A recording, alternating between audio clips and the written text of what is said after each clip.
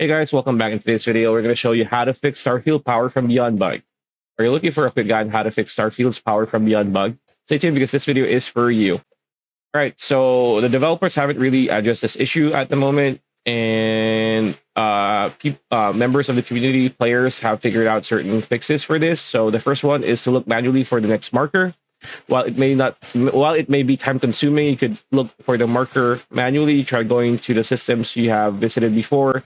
This seems odd for some players, but it works. The second fix is plot your course to Altair 1. So as the temple spawns are random for each player, it is hard to determine on which planet it will spawn the next time. So some players going to Altair 1 has worked. After opening the star map, plot your course for Altair 1, and then after reaching there, the marker should pop up and appear.